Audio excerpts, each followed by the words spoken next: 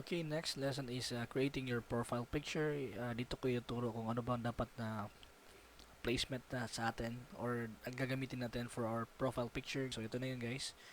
If we're going to go to Google and then type in profile picture, ito yung mga example ng mga the best na mga profile picture guys. Make sure na may mga picture kayo na naka-portrait kayo. Let's say for example this one. Pag ganito ang profile picture mo, meaning naka-stand out ka talaga sa mga the rest of the competition sa online freelancers.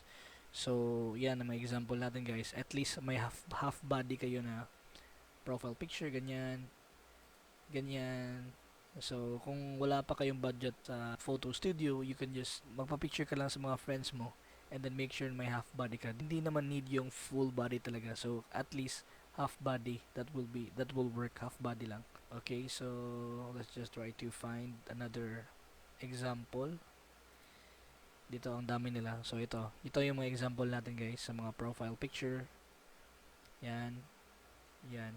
So dapat yung goal natin is magkaroon tayo ng profile picture na half body na profile picture. And sa case ko, ito yung profile picture ko guys. Ipakita ko sa iyo. Ito yung profile picture ko na medyo matagal ko nagagamit.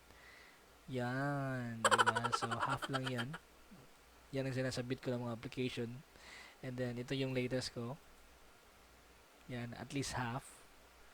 So, hindi naman, wala man talaga akong official na parang profile picture. Ever since nag-start ako working online, wala talaga akong official na profile picture. So, ito kinuha ko lang sa cellphone ko, and ito kinuha many years back, siguro mga 7 years ago dun sa Manila, sa Pasay City. So, ito yung profile picture ko, ginamit ko talaga. May ginamit ko na rin to sa wedding namin, kaso parang hindi nagko-convert well.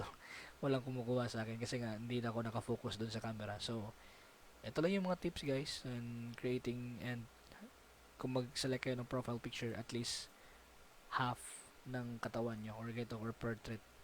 Okay? So, that's it for this lesson and see you on the next video.